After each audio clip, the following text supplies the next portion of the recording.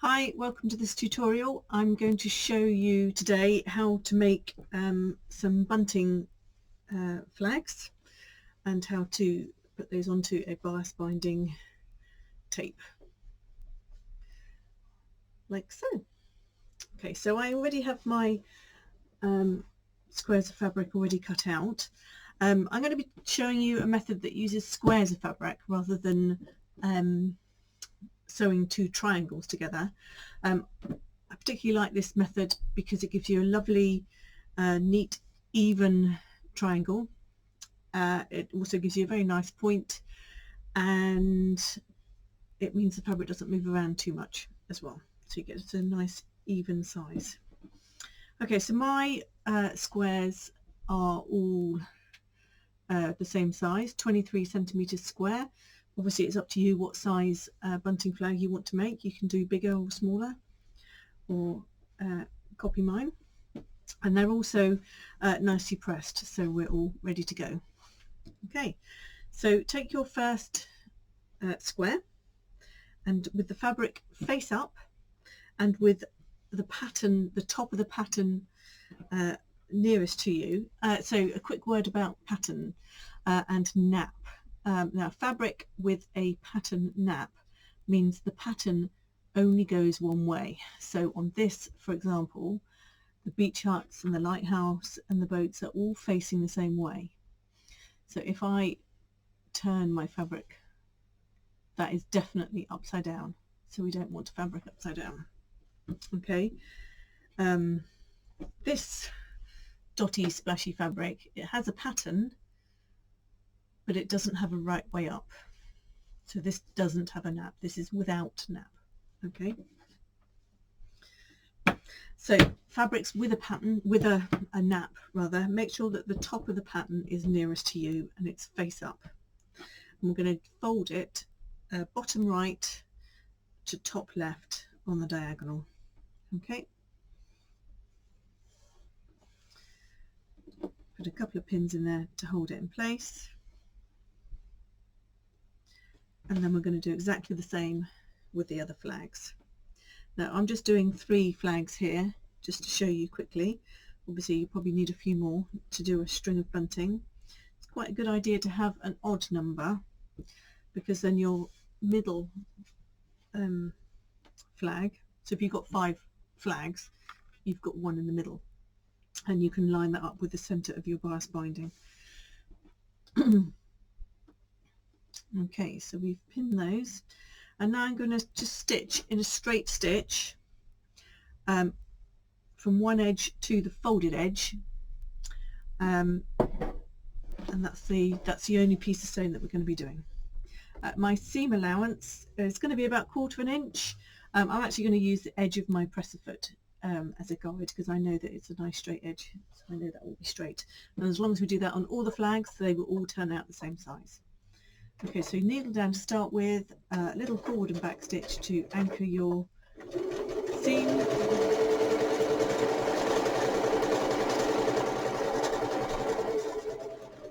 And stitch all the way to the end, forward and back again, and run the stitch off. Trim your threads up as you go, and take your pins out.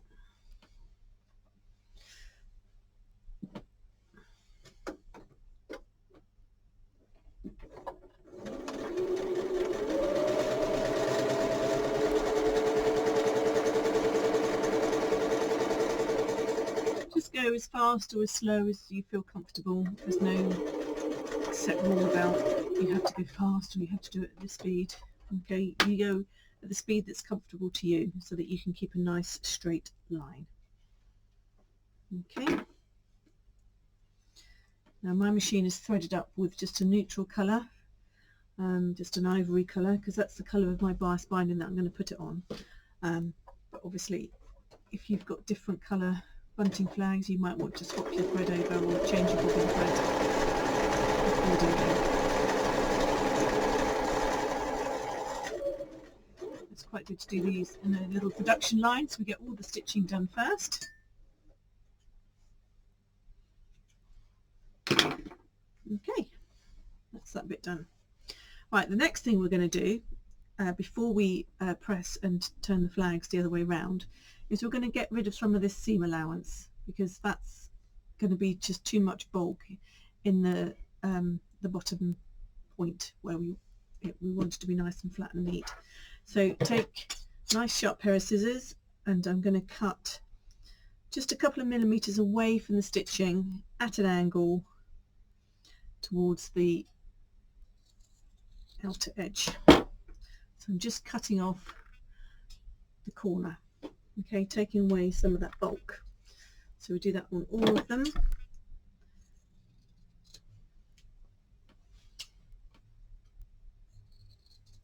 This is when it's handy to have a lovely sharp pair of scissors. Okay, I'm just going to press those seams flat.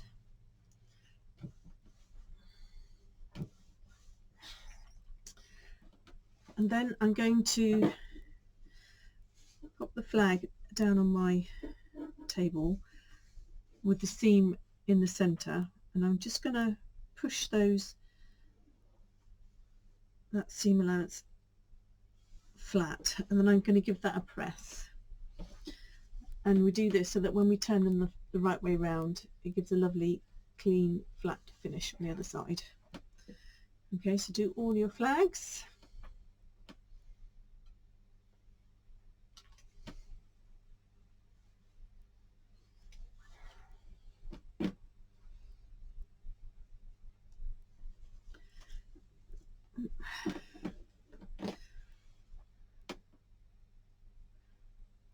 I'm using just a little mini dressmaker's iron because they're quite handy for getting into the little corners.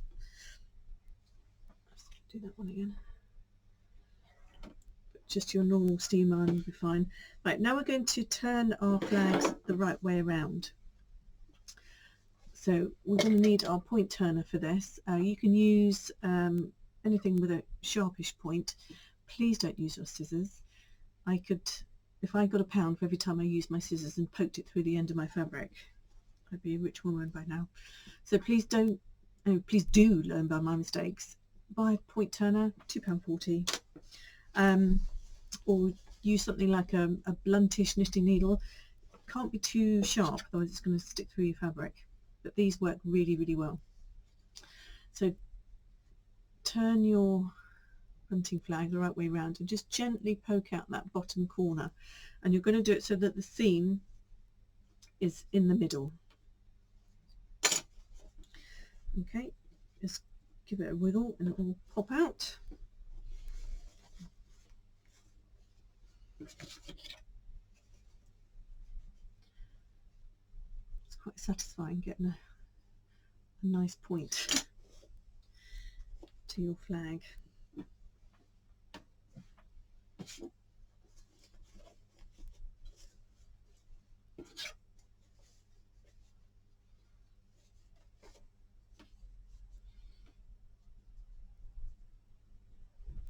Okay, and then we're just going to push them flat and so that your seam is right down the centre there, and we're going to press those with the iron now.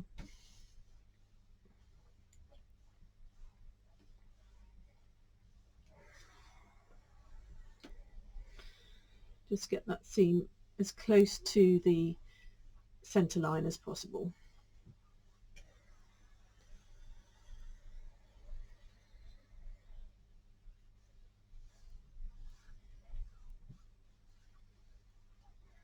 Okay, so you should have your bunting flags. You're going to have a kite shape. We're now going to cut off that top triangle. I'm going to use this edge as a guide. So take your scissors, nice long strokes with the scissors to get as straight a line as possible. Just follow the existing edge that's there. And you can discard your scraps, or I'm saving mine up to use as a stuffing for a poof. Well, that's the theory anyway. I suspect it will never get made, but okay.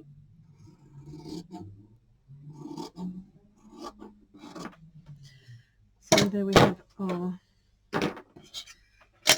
3 bunting flags. So now we are going to put them onto our bias binding. Now you don't have to use bias binding, you can just use a cotton tape or an apron tape, but I like to use bias binding because you can enclose the flag in the middle of the bias binding and have a nice neat edge on each side. Bias binding comes in lots of different shapes and colours. No, not different shapes, different colours.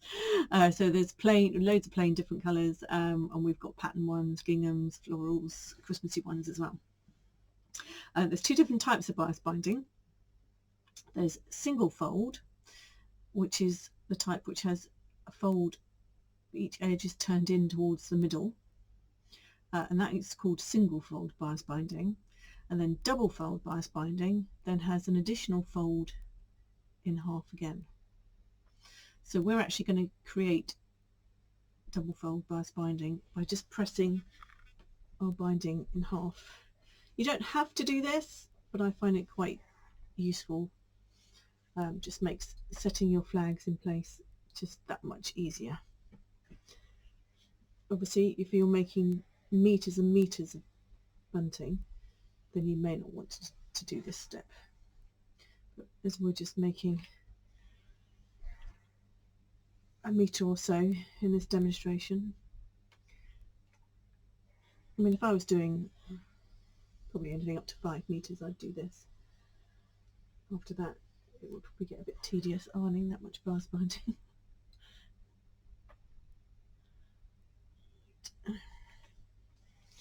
Trying to iron sitting down is a whole new thing, especially as my ironing board keeps moving. There we go.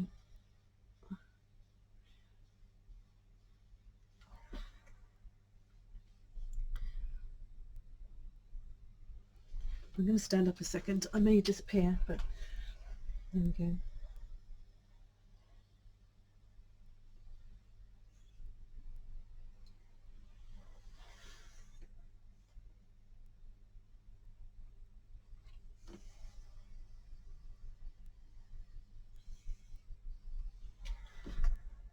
Right, I'm just going to square that end off because it wasn't cut very neatly. Okay. So just open your bias binding out at the end and then just turn in just under 1 centimetre or so, and then fold it back in half again, just to neaten off that end. So you haven't got any, you won't have any frayed edges showing. If there's little bits that stick out, just tuck them in.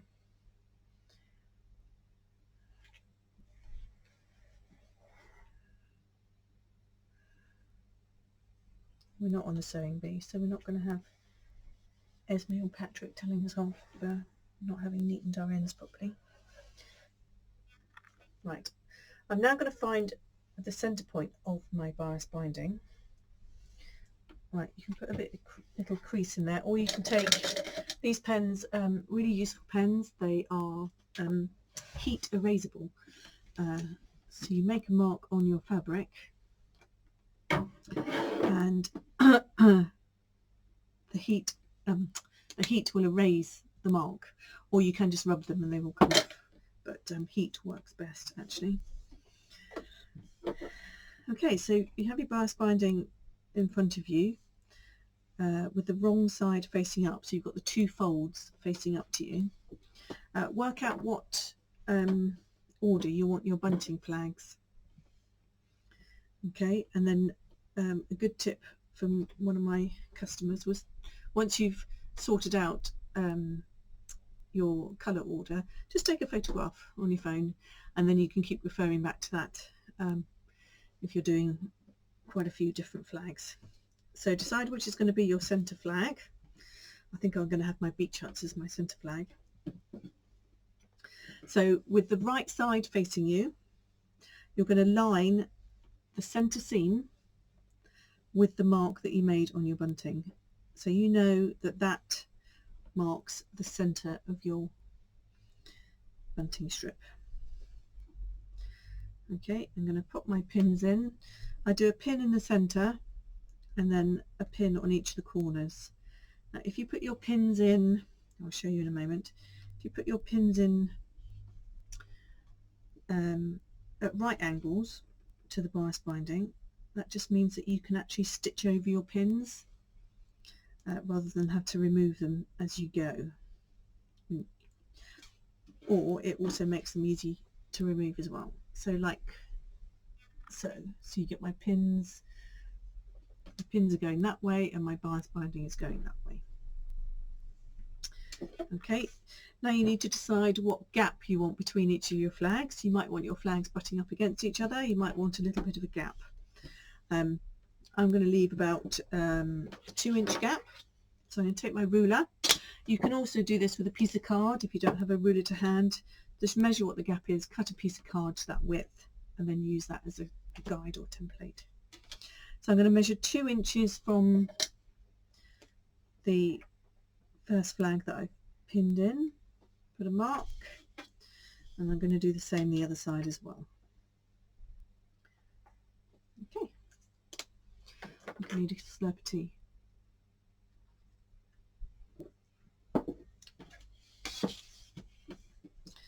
So now I'm going to line up that edge with the mark that I've made on my bias binding. So just pop that into the fold, make sure the top of your bias binding reaches into the fold that you've made, the one that we ironed in. Pin on each of the corners and one in the middle, just to hold it in place.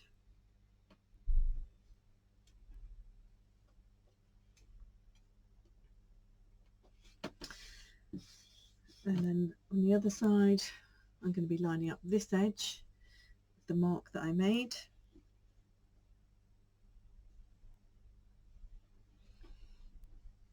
You don't have to be millimetre accurate, but it is good to be fairly even with the spread of your flags.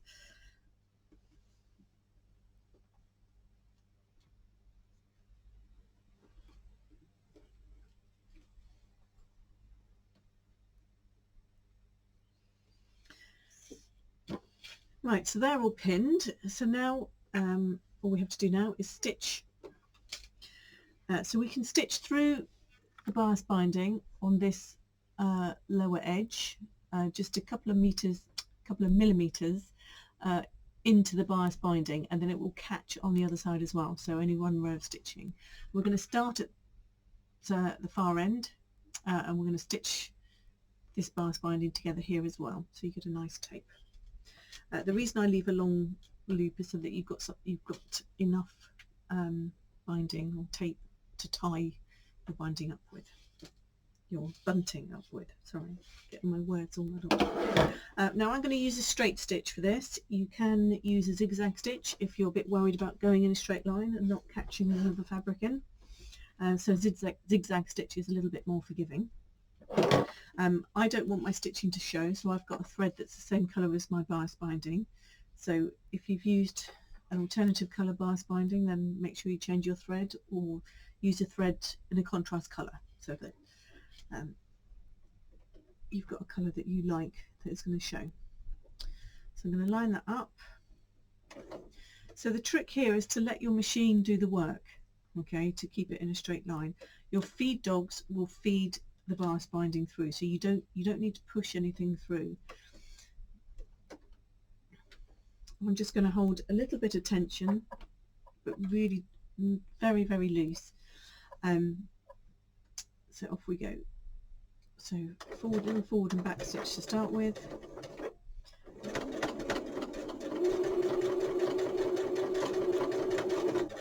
And just go at a speed that suits you. If you feel yourself going off course, just lift your foot and just shift your fabric over a little bit.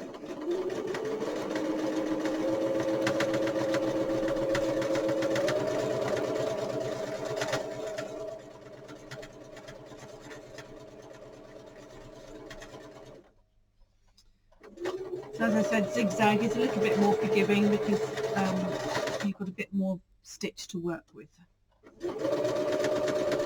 you've got a wider stitch, so it'll grab more fabric. Okay, as I get to my flags, I am going to take my pins out as I go, just to be absolutely sure. I'm about a third of the way across. I'm just going to double check that I am actually catching the bias binding on the other side with my stitch, and I am.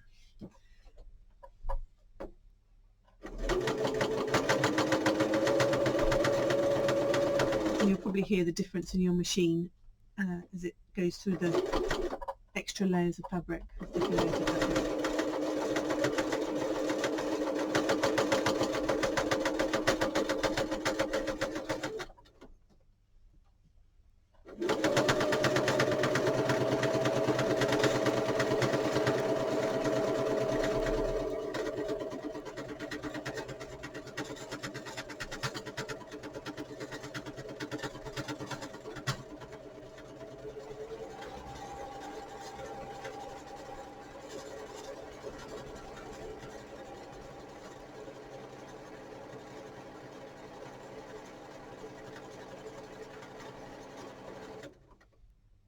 Just going to tuck those ends in.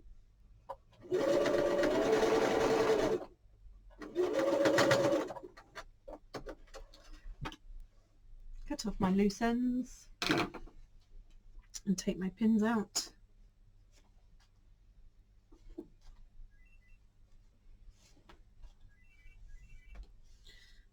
Get my threads at the other end. Okay, I'm just going to give that a quick press just to get rid of those erasable pen marks. So I don't know if you can see that mark there. You literally show it some heat and it's gone.